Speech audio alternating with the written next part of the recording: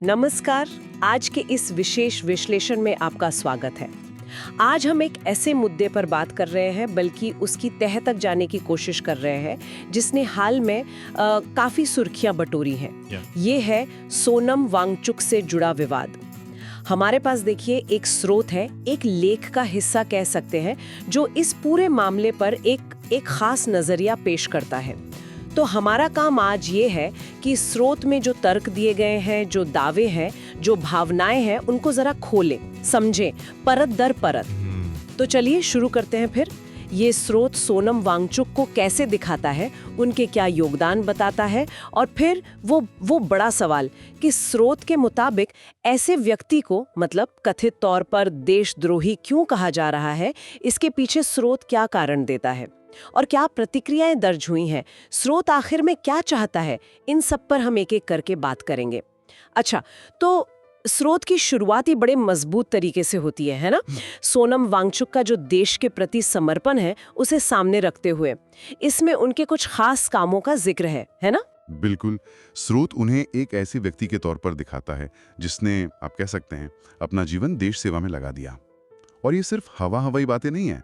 स्रोत बाकायदा उदाहरण देता है, जैसे सेना के लिए, वो भी बहुत ठंडी जगहों के लिए, सोलर टेंट बनाना। हाँ, सोलर टेंट। और बच्चों की शिक्षा, खासकर लद्दाख जैसे मुश्किल इलाके में, उसमें एक तरह की क्रांति लाना। और हाँ, वो तो बहुत मशहूर हुआ, आइस्तूपा तकनीक। आइस्तूपा, हाँ, जिसने उन किसानों की मदद की जो पानी की कमी से जूझ रहे थे। तो लेख का तर्क ये है कि इन सब कामों से न सिर्फ भारत में बल्कि दुनिया भर में देश का नाम रोशन हुआ है। तो संक्षेप में कहें तो स्रोत उन्हें एक आदर्श देशभक्त के रूप में पेश कर रहा है। तो स्रोत की ये रणनीति है, ऐसा लगता है। पहले उनके वो काम गिनाओ जिनका जमीन पर असर दिखता है, जिनका राष्ट्रीय महत्व है, जैसे सोलर टेंट सेना से जुड़ा है, शिक्षा भविष्य से, और आइस्तूपा पर्यावरण और किसानों से। ये सब मिलकर एक मजबूत छवि बनाते हैं ना? हाँ, और ये लिस्टिंग जो है ना, ये बहुत मायने रखती है।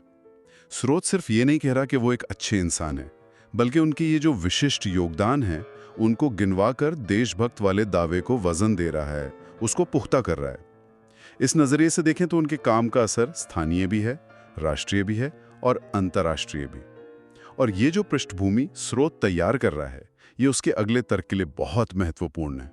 और यहीं पर मामला थोड़ा पेचीदा हो जाता है।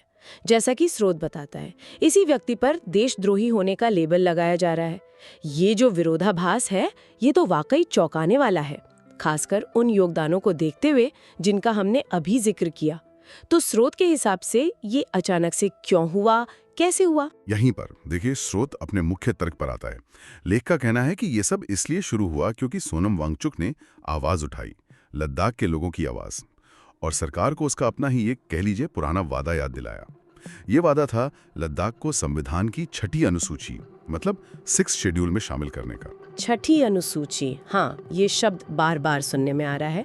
क्या हम इसे थोड़ा सा समझ सकते हैं? ये अनुसूची असल में है क्या, और लद्दाख के लिए इसके क्या मायने हैं, जैसा शायद स्रोत इशारा कर रहा है? जरूर। देखिए, स्रोत सीधे सीधे इसकी पूरी व्याख्या तो नहीं करता, लेकिन इसका जो महत्व है वो उसकी दलील के बिल्कुल केंद्र में है। आमतौर पर अगर हम समझें तो भारतीय संविधान की जो 6ठी अनुसूची है, वो आदिवासी क्षेत्रों के प्रशासन से जुड़ी है। ये उन क्षेत्रों को एक तरह की स्वायत्तता, ऑटोनॉमी देती है, ताकि वो अपनी जमीन, अपने जंगल, अपने सामाजिक रीति रिवाज, अपनी सांस्कृतिक पहचान, इन सब की रक्षा कर सकें। उन्हें अपने मामलों को संभालने के लिए ऑटोनॉमस डिस्ट्रिक्ट काउंसिल, मतलब स्वायत्त जिला परिषद बनाने का अधिकार मिलता है। तो जब स्रोत ये कहता है कि वांगचुक 6ठी अनुसूची की मांग कर रहे थे, तो उसका मतलब ये है कि वो लद्दाख की जो विशिष्ट पहचान है, वहाँ की संस्कृति, वहाँ का पर्यावरण, उसको बचाने के लिए संवैधानिक सुरक्षा मांग रहे थे।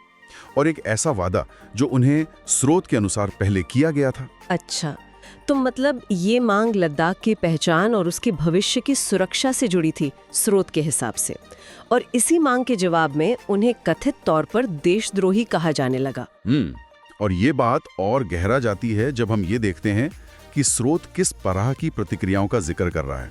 क्या ये सिर्फ देशद्रोही कह देने तक ही सीमित था, या स्रोत के मुताबिक कुछ और तरीके भी अपनाए गए? स्रोत यहाँ पर कुछ बहुत गंभीर आरोप लगाता है।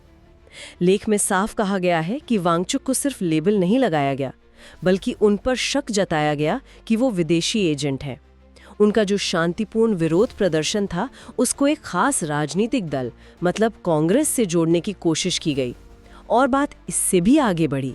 ये दावा किया गया कि उनके खिलाफ जानबूझकर एडिटेड वीडियोस फैलाए गए ताकि उनके बारे में गलत धारणा बने। मतलब कि स्रोत के अनुसार ये हमला कई स्तरों पर था।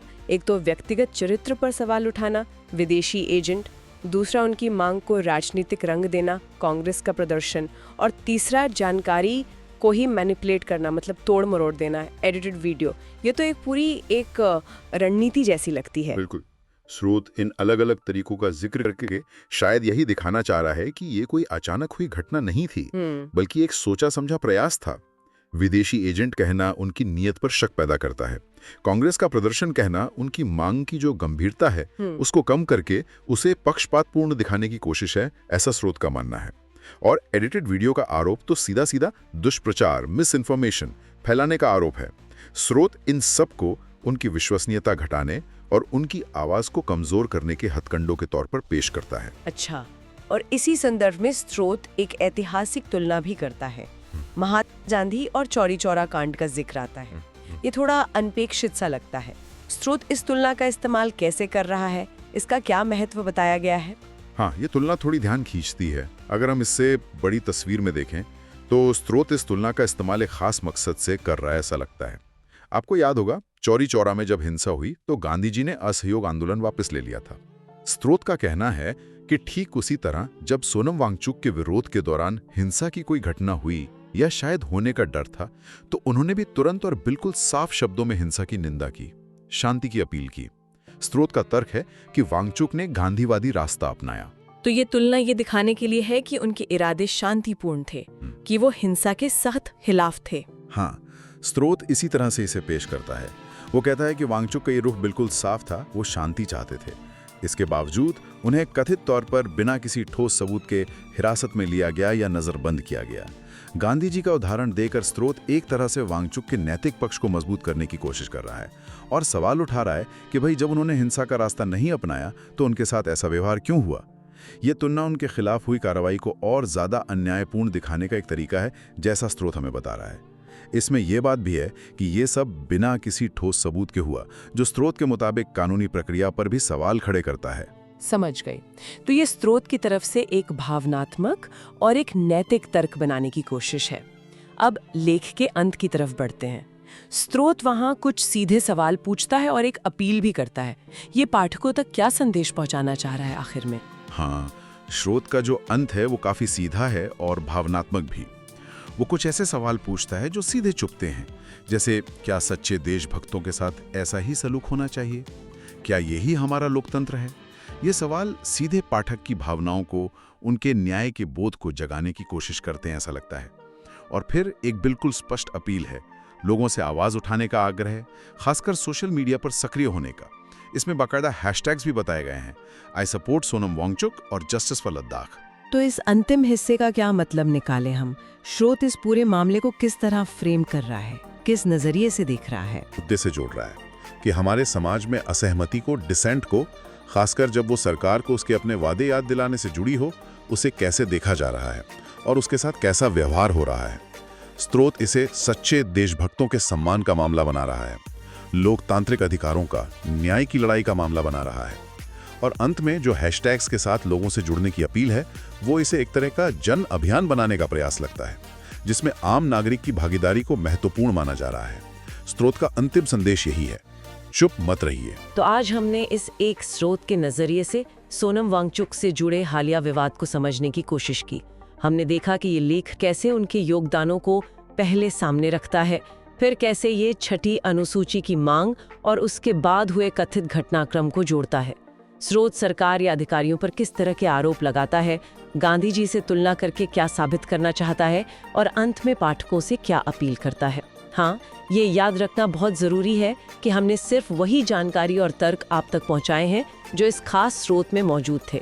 हमने इन दावों की अपने तौर पर कोई जांच नहीं की है, बल्कि सिर्फ स्रोत के विश्लेषण को ही प्रस्तुत किया है। बिल्कुल।